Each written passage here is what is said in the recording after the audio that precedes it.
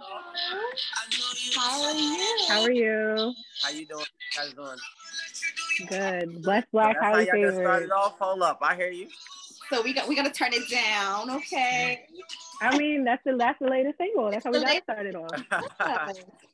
Listen, Like it. thank you so much for joining us. Thank you for having me. No How you guys doing? problem. Definitely. We doing good. I'm blessed. I'm happy. Yeah, told you, bless Black, highly favored. Y'all That's how both that's how over we there gotta be. glowing. I mean, Thank you. we try. I see you.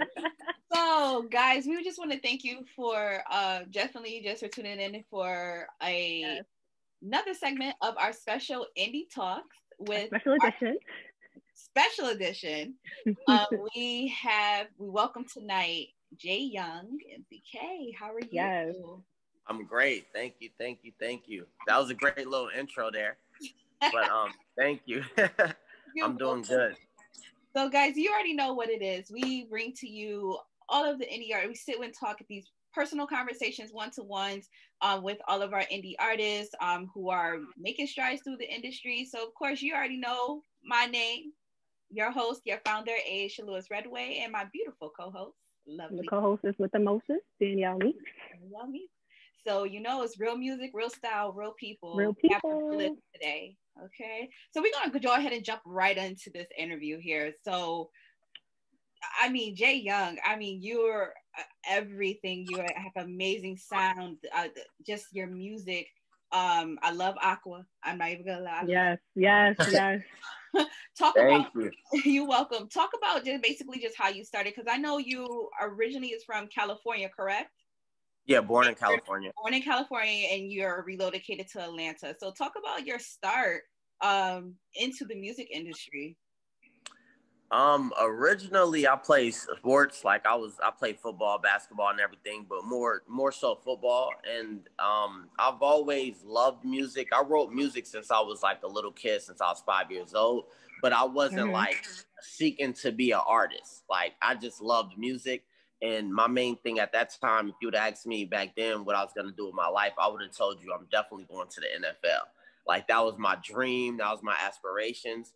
And I would say later on, when I moved to Atlanta, that's when I became more into music, because the fact that I moved to Atlanta, like ninth grade, and I became ineligible to play sports for that year, just because when you move from one state to another, like you got to sit out a year.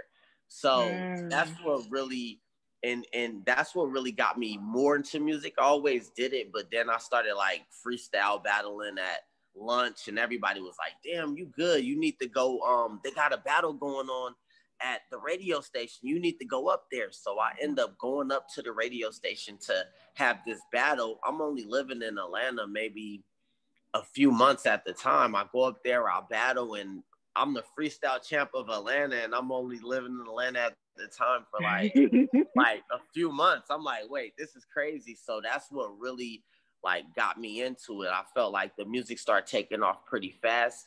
Well, it appeared to be taking off. Like I'm getting on a radio station, I'm meeting all these industry people. So that's pretty much what got me more into the music than sports at the time. Because I just seen it as like, when you growing up, you like, all right, what's my way out of the hood? Like, you know what I mean? Like, what's my way out? And that just seemed like the for sure shot at the time. So I got more into that. Amazing. I love it.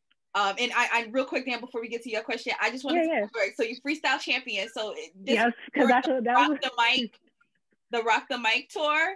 Is it true you went against Cassidy? Yeah. Okay. Yeah.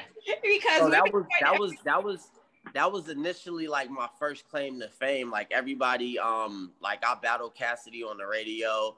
I was managed at the time by Coco Brother, who was like the host at 107.9, and he was with Swiss Beats, and I was like young. I was in high school, I think like 10th grade, 9th grade, one of the two.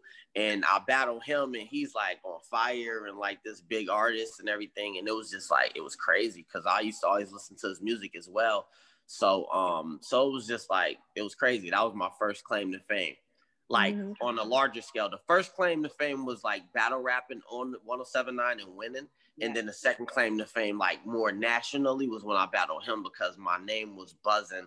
People didn't know my face, but they knew the name. Like they'd be like, "What's your name?" Jay Young. Oh, yo, you the one who, they'll know me for that. So it was dope. I want to kind of get into like what emotions were like going through you. Like you're young, like you're battling Cassidy. Like what emotions? Like I mean, I've always been a fearless person. Like I'm one of those people that's just like, yo, we can't get them. I'm like, well, let me stick them. If it was like basketball and someone dunking on everybody, I'm gonna be the person that's like, no, I gotta go stick them. So that's my mentality. So and I was a fan of them at the time as well. So it's like you're battling somebody that you're a fan of, but at the moment when you're in a battle, you're not thinking about that part. You're just thinking about he's trying to kill me and I'm trying to kill him, and one of us gotta die. You know what I mean? That's like that's the mentality of the battle rap side. It's like kill or be killed. Yeah. Right. And I think it's so dope to have like that mentality, especially for somebody who like at your age at the time. And for somebody who feels like, all right, maybe just because they're already established, like I'm not going to be able to do this, or so I think that's a dope mentality to actually have, especially somebody who's and I think that mentality came from sports. So I credit that, like once you like play sports, it's like the discipline and then like we're gonna win and all of that, mentality. It just transferred over for me. Okay. Dope. So we already know you wear multiple hats. You said you started with sports. You rap, you act, you sing, you direct your own music videos. How do you balance as far as wearing those many hats as like in your career and being able to just do everything and having like all those decisions and having to make those types of decisions? I think with me, I just like, what I like to do is just do what I feel. Like whatever is more so, I'm like the person that come to a team and it's like, I don't have to be like only the person that do one thing. It's like, what's needed?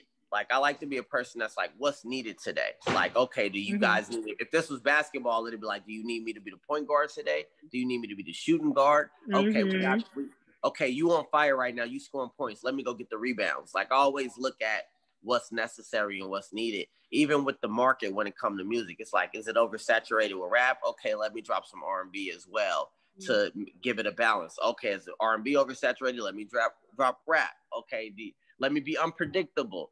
And another thing is I feel like I have ADD to a certain extent, and I feel like it works for me because I'm able to jump into this. Oh, that's boring. Let me get to this. Yeah. Okay, let me go back to that at the same time. But just create it in a way that it's still like, that it still comes together, and it's not like being, it's not like just being all over the place. Because a lot of people like want to be, you have to master something first. I put in the hours, so I've mastered the craft of certain things. Like, I would like to tell people, make sure that they master the craft before you attempt to do that, because you could be like running on a treadmill if you're trying to do everything, and then you look up and you don't accomplish nothing. That's not that's not the way to go, and that's not what I'm trying to do. Like, it's more so like, okay, I know I could conquer this. Now let me get into this. And then I just have the mentality like, I feel like most people, like, it's like, who in 2020 only do one thing? I feel like this is like the year and the generation of, you have to wear multiple hats. I'm sure that you're a co-host on this, but I'm sure there's other aspirations that you have, and there's other things that you're doing. You may be a model, you may have a clothing line, you may like, there's so many different things, and this is the generation and the time to actually to do that, because you never know what's gonna go for you or what make you happy. It's like, people do different things. I do different things for different reasons. Like, whether I direct something, it's because I've always, when I write my music, it's very descriptive. If you listen to it and you close your eyes, I feel like you could see half of the things I'm talking about. Like, whether it's clubbing, whether it's a bad relationship, whether it's talking about Black Lives Matter, whether it's talking about turning up in the club, like, I feel like you could see it. And that comes from a director's mind, I feel like. And so that's why I turned it to the directing as well. I think it go hand in hand. I like to do things that still complement each other. Yeah. Okay. So speaking of your craft, speaking of your style and your directing, talk about, so you released two albums on the same day, um, Uh-huh. Black and Aqua, right? Correct. So describe the personality differences between the both of the albums, and then on top of after that, I know this is like two for one. You also doing I won't say a challenge, but you're dropping a single every single week, right? Right. Talk about being able to put have these two albums, the personalities between them, and then going into this every week dropping a single, which is amazing So, because you work thank you. hard. Thank you. I would say with the personalities between the album, you have Black and you have Aqua. When I think of the color Aqua, I think of like an island. You know, that's why you hear the island influence within the music. I think of R&B. I think of like fun. I think of so many different things. It's a softer color, so it's more of a vibe to me. Like Aqua is like a vibe. And I wanted that music to be real vibey, but at the same time, I'm gonna give you good content. I'm gonna talk about relationships. I'm gonna talk about, partying. I'm gonna talk about love. I'm gonna talk about not being in love. I'm gonna like everything that I could talk about when it comes to relationships, and it's softer. And then when I think of Black, I think of strong. I think of confidence. I think it's like Black people, but I think of just like Black is like, at the same time, it could also be dark, or it could be aggressive. It could be so many different things. And that's where I came from a rap standpoint. I wanted to touch everything on that. Like you hear we winning, it'll feel like, if you listen to that, it feel like you in a gym, or like you about to go win a championship in basketball or football or something like that. Motivational. Yeah. It's very turned up, like, and it's me and my team, and we gonna win. You know, like that's how that feel. But then I also have Thank You on that same album, which is more it's more conscious. It's more like talking about thank you for, opening the doors for me, and talking about the lifestyle that I'm living and the dreams that I had and where it came from and where it's headed, like, that type of stuff.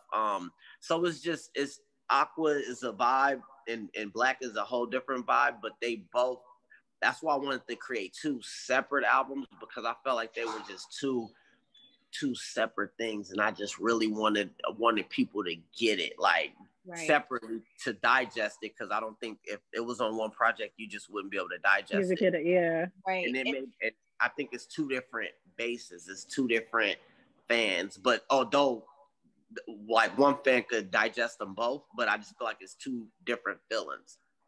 And like I said, I think it's very creative and very amazing how you put that thought process in, especially, like I said, you coming from a director, not only a director point, but an artist, putting in your creativity, your artistry, and your songwriting into this. Because I'm gonna be honest, I think the last time I saw like a double album was Nelly Sweatsuit. So I literally said that in my head. I was like, I think that's the last time I literally saw like a double album. It's been a minute. Yeah. It's been a minute. Definitely been a minute. So thank you for that. We needed a touch. Okay. But I also feel like it's a lot of artists who couldn't, like, I don't want to listen to one album. Like, so it'll be hard to listen to two. Or if they have enough for two, they might as well make it one to make it a solid album. A lot of people, and not everybody, because there's a lot of artists that I love as well, but a lot of people don't put the work into the craft. They don't care about the craft. It's more just about the quantity versus, I'm about quantity as well with quality. That's like my main thing. I want to give you both. And I feel like if someone lock in and they're focused on it, that they could do that. Okay. And then just touch base on the single, the one song every week. Talk about that. Yeah, so with that, I did that when we started COVID. I was just like, okay, pandemic just hit. I only had one song out at the time for this year. I just dropped Vibe on Me, and that was the song number one to start and set it off. But I was like, okay, what could I do to stay busy and to give people music at the same time, to challenge myself during these times? And I thought about the 50 songs, 50 weeks. And also I have so many different songs that's so different, because I never feel the same 2 days. Like, 2 days aren't the same. Like I wake up and I may feel like love. Then I wake up the other day and I feel like turning up. Then I wake up the next day and it's like alternative or something. I don't know, but it's like I wanted to showcase, instead of just putting it on the album, I wanted to be able to showcase the different directions I could go in. Like each song is like a soundtrack for that week for me a lot of times. And even like when I dropped the Don't Leave record, which is talking about the police brutality and all of that stuff going on, it was something I recorded and I just released it the next day because it's like, this is what I'm feeling right now. Let me put it out there. And it's like a form of therapy at the same time with that one, but then other ones. Yeah. So I just wanted to be like, okay, what haven't I seen anyone do? I've never seen anyone do this. So I was like, okay, I'm all about trying to make history. Like all of the people that I love, the Tupacs, the Jay-Z, the Biggies, the Snoop Dogs, the Andre 3000s, like all of the people that I really like admire and look up to, they make history or they do something or they have a great work ethic. Like they really push the envelope and they're unapologetically themselves. So I just feel like I wanted to do something what's my legacy? What's my stamp? What am I doing different than everybody else to stand out without like doing antics? Like I'm not out here acting crazy or doing something or going crazy like that.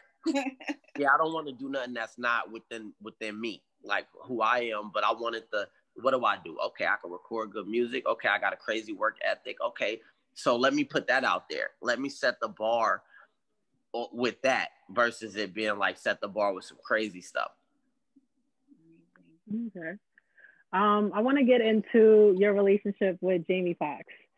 Like I've seen the interviews that you did with him, and I know like how like the beginning of your relationship started. Would you have ever imagined, like you're sitting home, and I know you spoke about this before, like you used to watch when he was on Jamie Foxx show, when he was on Living Color. Would you have imagined like, oh, I'm sitting on the couch watching the show, like you would be working with him, developing a relationship with him?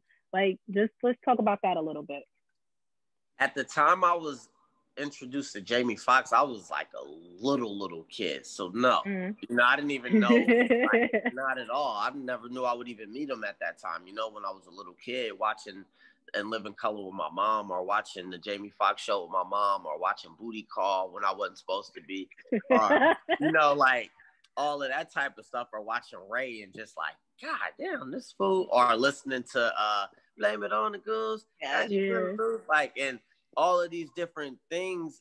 No, I'm not thinking that I'm gonna be working with the man for sure, and especially not to the capacity that I've been working with him. Absolutely not, because he became a brother to me. Yeah, like that's like family. Like it's real deal, like family. Like he called himself my big brother, and so absolutely not. Like nobody, you just don't. I could foresee me doing a lot of things. Like I foresee me working with several people, but it's a difference between that and then it actually coming to fruition, and then it being to the degree of which it ended up being. No, I can't say that. I know once I seen the opportunity, then I would work and I would do it, and I manifested that. But when I was young, I didn't think I would be working with Jamie Foxx. No. And that's beautiful how you said. I was gonna say he also executive produced one of your albums. Now or Never. So Jamie executively produced Now or Never, which was honestly like, and I said Now or Never. I told all of my friends, I said Now or Never is gonna be the album to take me to the next level, and it ended up being the one that took me to the next level. It took me from Atlanta to LA. That was like the next step, like getting that and Jamie doing that, and then it took me to LA, and then I look up, I'm performing everywhere with Jamie in LA. I'm performing in Miami at Live with Jamie. It's just like it was the life-changing album from that standpoint. Not like life-changing, like, oh, I made $2 million or $5 million off in this platinum. No, but it's like my blueprint. That's like my baby. That's my first one. That's really like, okay. Very solid project, very dope if you listen to it all the way through. But it's executively produced by Jamie Foxx as well, which is like that in itself is like what he never produced. I've never heard of him producing any other artist's album, so that's a first in itself as well. So yeah, that was dope, and it was dope of him to do it. He have to do that, so it's just dope on every level. So Thank you so much once again just for joining us and really sharing your story with us. One of the questions I definitely want to get into is describe a lot of your positive and your negative experiences just working in the industry and really going through and meeting people and being this creative mind. Because the one thing that we try to give our viewers to let them know, like, hey, every day is not gonna be peaches and cream. Yeah, So I mean, most of it. I mean, most of it's not. I would say most of it's not peaches and cream, and you know, you get haters. I mean, it's like every level that you go up, you just deal with a new level, like a new amount of doubters. Like, you know, first you start with your circle around you. They may doubt you, then they start believing. Then their friends may doubt you, then they start believing. And so it's like each level, I feel like you go up, like it gets harder. It don't get easier. It get harder. And then you got more people that's competing and more people that's looking at you like a threat. When you may come in as a fan and you come in as, oh, I love you. I listen to your album. And then they looking at you like, you know, and you like, what? You know what I mean? And like a lot of people, especially I would say for minorities, man, we look at the top like it could only be one person at the top. You know, we look at things like it's only one king and it's only one person that could get this and nobody else could get it. And that's, in actuality, that's not true. Like it's so many opportunities. There's so much out here. And if we work together, then we get a lot more accomplished than if you work by yourself, you know?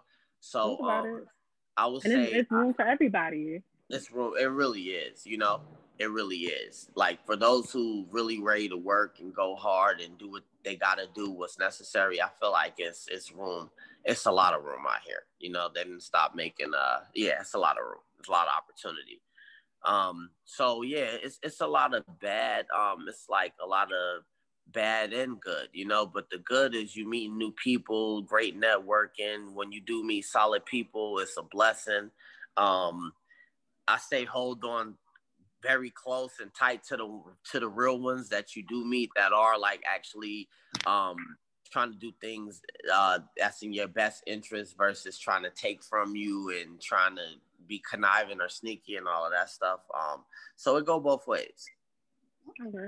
So now I like want to get into like the circle as far as like because it seems like you have like the right people around you. So what is it that you're looking for? Like, or is it people that like you've known for like your whole life, or like how do you pick the right people to be around you? You know, the way I like to pick a team, I like to pick like one person at a time. I used to, when I was younger, like try to do too much too fast, and that never works, you know, because it's hard. That's like throwing a boy band in a house and be like, y'all be a group and be a family.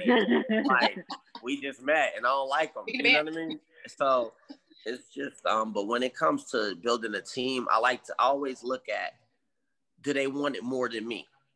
First of all, I don't think nobody wanted more than me, but are they at the level of hunger that I'm at? Like, how bad do they really want this? Do I gotta babysit them? Do I gotta wake you up to live your dream?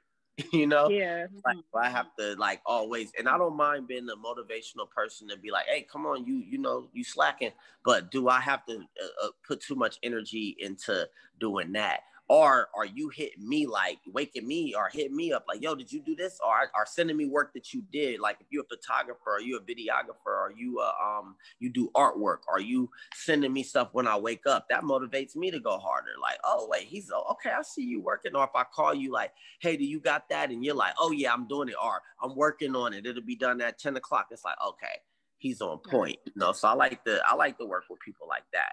I like to work with people that's I like to work with people that have a work ethic and that's confident of what they do and that's just like go-getters. Like just go make it happen. Don't wait on me to ask you to do something. Like I feel like, and that's the way I like to be too. Like if I'm around somebody, I don't care if it's a Jamie, if it's anybody. If I'm around somebody, I try to find how could I be useful.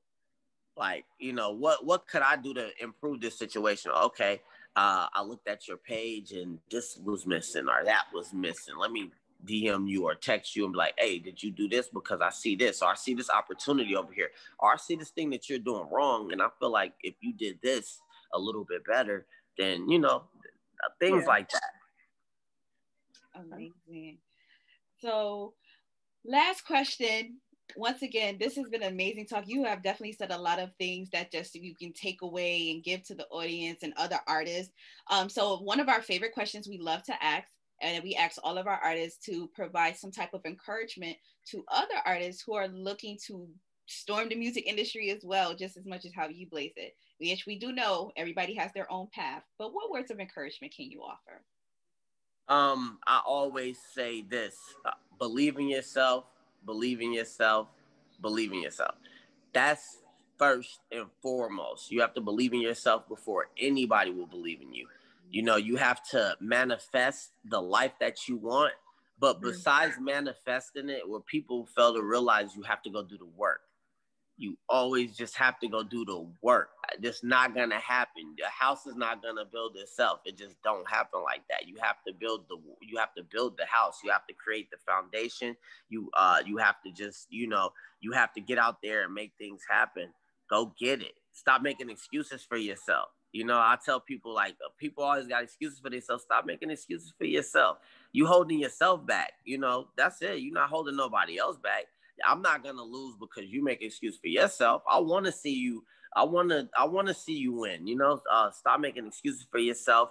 Get with like-minded people. Get with people that's headed in the same direction as you. Not people that's trying to pull you back or hold you back. People either gonna withdraw from you or they're gonna deposit into the bank account. It's like a bank. It's like, ooh, I like that. You keep on withdrawing.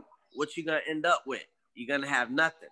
If you keep on withdrawing, you got to make deposits. So you got to have people that could deposit, and you have to be able to deposit it into their account too, to their life account. You know what I mean? So I just feel like it's very important. That's very important to surround yourself with people that give and take. It's not, and you guys have to give and take for each other. What else would I? It's so much that I could say, to be honest with you, but that's a few things that I would like to say. I'm not gonna say too much so they can actually do it. We're gonna take that. So everything you broke that. Yes, no. Wonderfully. But that's definitely what I would say. And create the team. It's hard to do anything in life alone, but create the right team and don't be impatient. You have to have patience to do anything in life. Yeah, like that's where a lot of people lose. They don't have the patience. They lack patience. Don't listen to nobody else if they're telling you that they can't do it because they failed at something. It do not mean that you will fail at it. It just means that they failed at it. And last but not least, I would say the harder you work, the luckier you get. Definitely. The harder you work, the luckier you get. So, yeah. Well, Jay Young, you about summed it all up. And you inspired me. Shoot. I mean, I'm thinking I'm going hard, but you definitely motivated me to go even harder. So, and I appreciate that, and it's beautiful to see two beautiful Black women right here. That's young entrepreneurs, because you guys are out here and you doing your thing, and we need a lot more of that. And I promise as you keep going, the fan base is going to grow. You got me on here today. It might be the Nelly tomorrow. It might be Jay-Z after. It's just like... No, absolutely. Absolutely. You guys are you off to a great start already. So just keep it going. It's an honor to have you on with us. An honor to be. No, absolutely. It's an honor to be. Anytime I have people that want to interview me, like, I want to take that, so it's definitely an honor to me. And the fact that y'all actually downloaded the music and listened to it, that's dope. So I love that. We keep it real in these parks. We love music. It's our life. It's our passion. I appreciate that. And that's what I do it for. I want to put out projects that people listen to and digest and be like, oh wait, that was dope. Like, so that's my whole thing. 50 songs, 50 weeks. I'm at number 28. Number 29 is about to drop this week. So it's going to be a dope one. So we just going to get it. All right. Cannot wait. Can't wait. Definitely. You'll be on our playlist. Okay. Thank you. You're welcome. Download them and just keep me posted. And we going to have, I can't wait till everything open up, because I'm going to have concerts and everything. And I know y'all going to definitely have to pull up. What city you in? New York. New York. In New York. Exactly. Yo, we in New York, yo. Yes. So But So most definitely definitely. tell the people where they can find you, everything. Like definitely let them know. So at J Young MDK, that's JYOUNG, M is in million, D is in dollar, K is in kid. J Young MDK on everything. J Young MDK on Instagram, JYoungMDK.com, on YouTube, on Facebook, on anything that's out there right now. I'm J Young MDK if I'm on there. All right. Well, once again, J Young MDK, we thank you so much for tuning in and really joining us and really dropping a lot of gems. Yes. A lot of And inspiration. giving a lot of motivation. Lots of it. We thank appreciate you. And guys, thank you so much for tuning in. Definitely looking and paying attention. Look out every week, a new single. Follow all of the tags and pages. They will be in the comments as well. So make sure you go support. Do what you got to do. Download, buy. Let's do it. Ever. He'll be you can download it, you can buy it, or you can stream it. I just want you to hear it, ultimately. Yes. Exactly. So, bootleg it, I don't care. Just listen to it. So, guys, thank you so much for tuning in to a special edition of our Indies Talks. Join us every Thursday right on our IG Live at 7 p.m. for speaking with new artists every single week. So until next time, you already know what it is. It's real music, real style, real people. Yo, see y'all later. Y'all tune in to them on next Thursday. Let's get it. All right. Yes. All right, guys. Until next week. Peace. Have a good one. Bye. Have a good night, Thank guys. you. We saying, I don't know.